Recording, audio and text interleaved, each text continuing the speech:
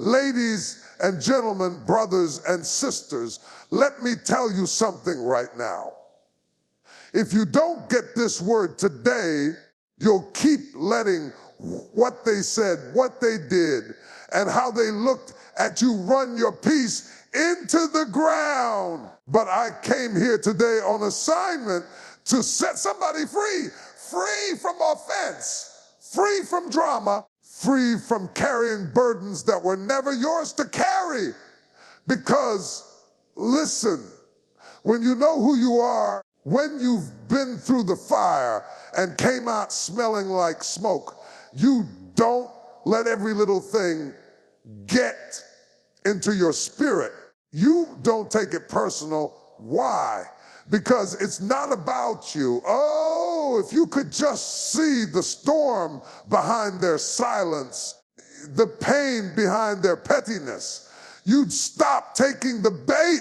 So today, I want to walk you through how to guard your peace, how to respond with purpose instead of react in pain, and how to rise above offense and walk in calm.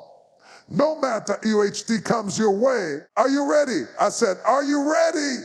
Let's go. When you truly understand who you are, when you've been rooted in identity and grounded in purpose, you stop allowing the fleeting opinions of others to define your worth.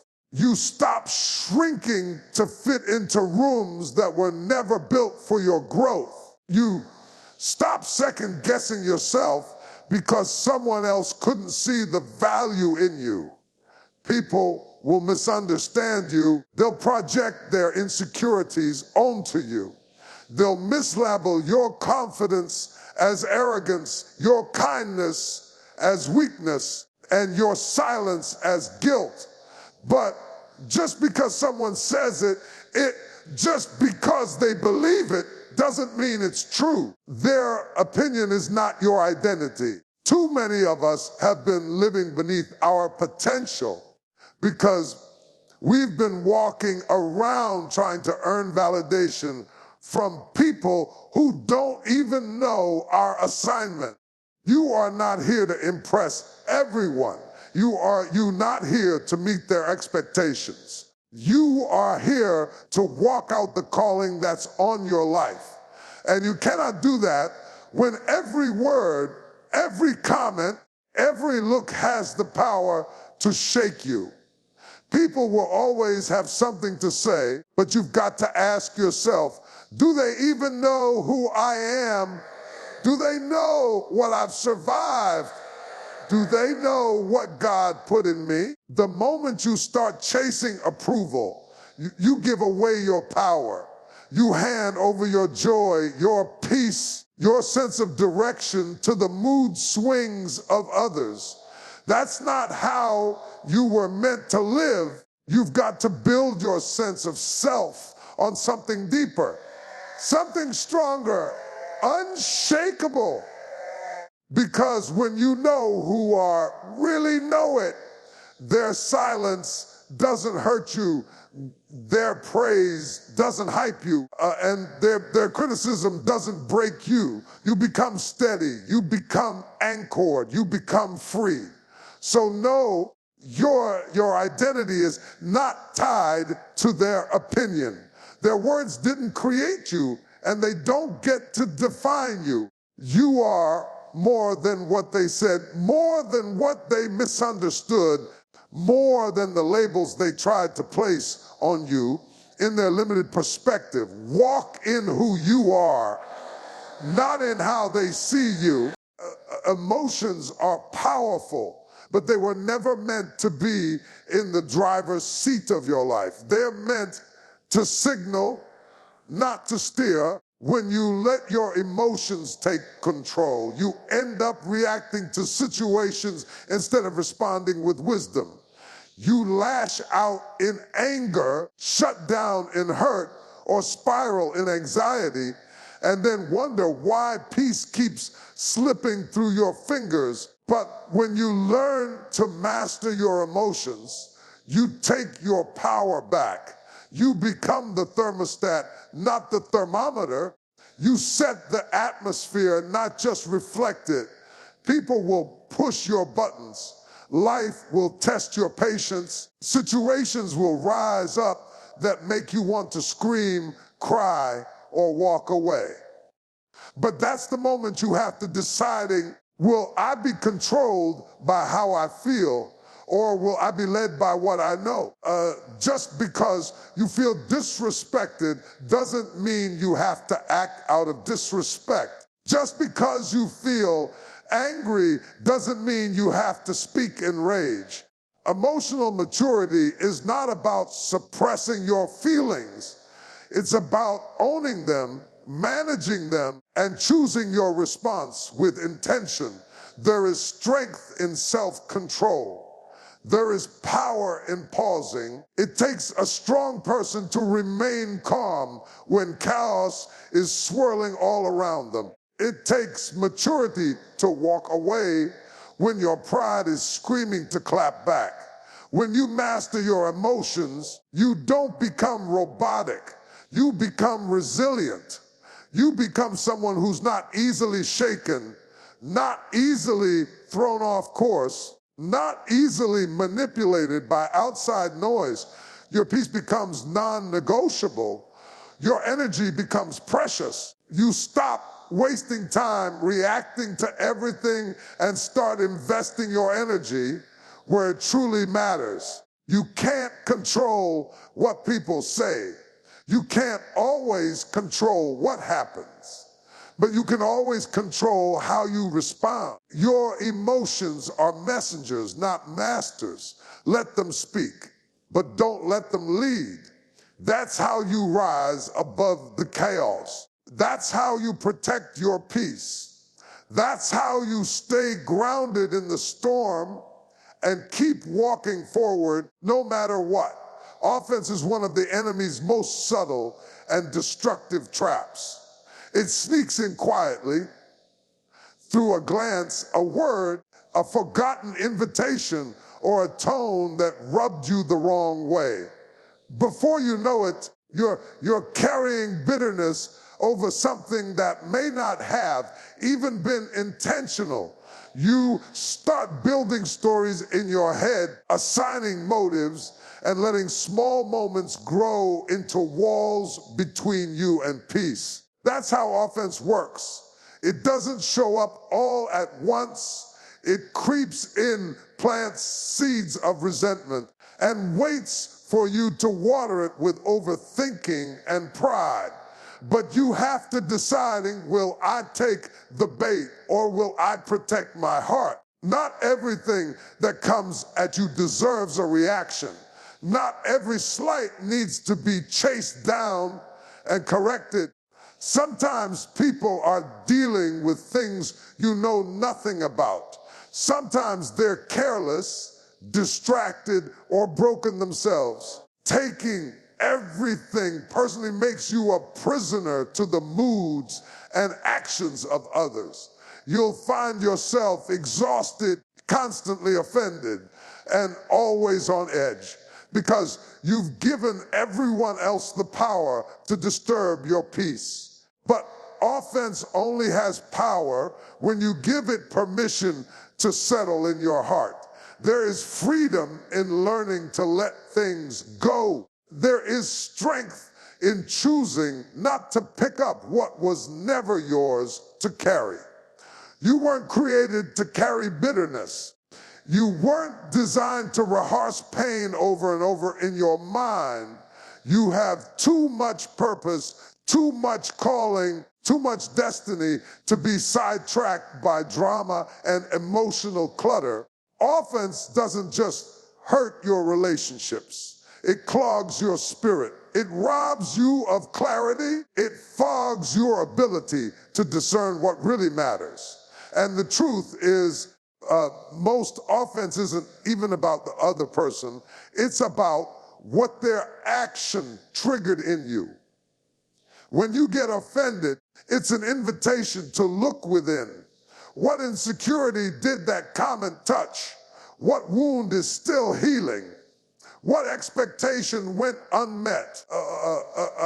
Once you realize that you can choose healing instead of resentment, you can choose understanding instead of anger, and you can choose to rise instead of staying stuck. Refusing to be offended doesn't mean you ignore wrong behavior.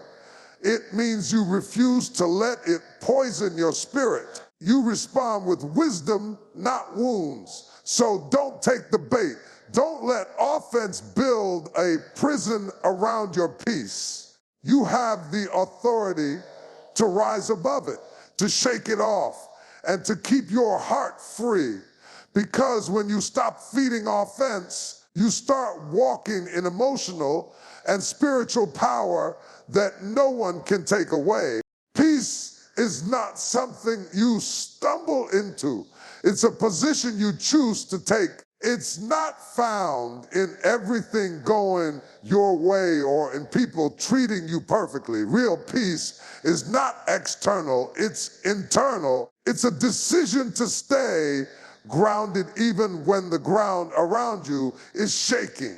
When you truly understand that peace is a position, you stop waiting for circumstances to calm down before you calm down. You stop tying your well-being to things outside of your control. Instead, you plant your feet, steady your heart, and declare, I will not be moved.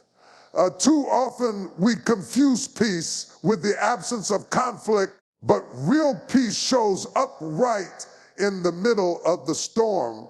It's the kind of peace that keeps you from clapping back, from stressing out, from breaking down when people expect you to fall apart. It's the kind of peace that lets you walk into tension with grace, speak with wisdom instead of panic, and hold your head high when everything around you says you should be losing it. That kind of peace doesn't come from the world. It comes from being centered, being intentional, and knowing where your power lies. You've got to train your mind and spirit to choose peace as default, not as a last resort. Because every day brings a choice saying, will I let this disrupt me or will I stay in position? Will I let this steal my joy or will I protect my energy? People will bring chaos. Life will bring pressure, but you don't have to let it in. You can draw the line. You can say, this maybe happen around me, but it doesn't have to happen in me. That's not avoidance. It's alignment. That's not denial. It's discipline. Your peace is your responsibility. It's not something others are obligated to preserve for you. You set the boundaries. You decide what you will and won't allow into your space. And when you make peace your position, you stop being easily triggered, easily shaken, or easily pulled into conflict. You start to operate from a place of confidence, clarity, and calm. That doesn't mean you don't feel things. It means your feelings don't run the show. The most powerful people are not always the loudest in the room. Sometimes the strongest person is the one who chooses silence instead of shouting, stillness instead of striving, clarity instead of chaos. Peace is not passive. It's a stance. It's a bold, deliberate choice to stay steady no matter what comes your way, because when peace becomes your position, nothing and no one can pull you out of it without your permission. There comes a point in your life when holding on is more painful than letting go. Holding on to every hurt, every insult, every moment where someone failed you or misunderstood you, those things become emotional baggage that weighs down your soul. You can't run freely into your future if your hands are full of the past. Letting go isn't weakness, it's wisdom. It's not about pretending something didn't happen. It's about deciding it won't control you anymore. You let go not because they deserve forgiveness, but because you deserve freedom. And when you release what no longer serves you, you make room for growth.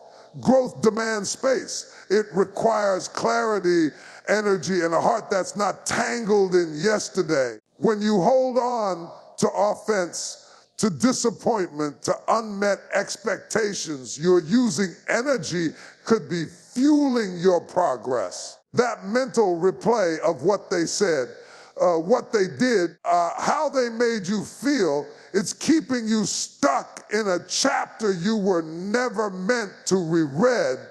Some of us are stagnant not because we're lazy, but because we're emotionally overloaded. We're trying to step into a new season while dragging old wounds behind us. That's why growth starts with release. Letting go is not a one-time decision. It's a daily discipline. You might have to wake up and remind yourself again, I'm not carrying this today. Every time the memory rises, you choose peace over petness, healing over hostility, progress over pride. That doesn't mean you're okay with what happened. It means you've decided that your future is more important than your grudge. And with every act of release, you strengthen your ability to rise, to move forward, and to evolve.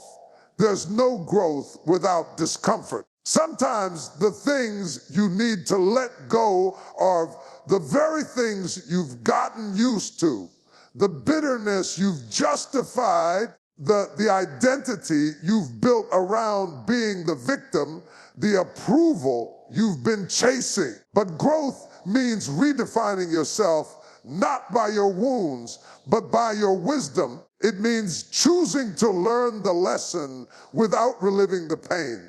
You stop asking, why did this happen to me? And start asking, what is this teaching me? That shift in mindset is where transformation begins. You were never meant to stay stuck in cycles of offense, regret, and emotional clutter. You were created to grow, to expand, to evolve, to step boldly into purpose. But you can't do that with your hands full of what hurt you.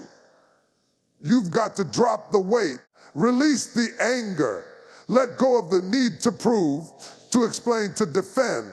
Because the higher you go, the lighter you have to travel. And when you let go, that's when you start to grow. That's when you rise into the version of self you were always meant to become.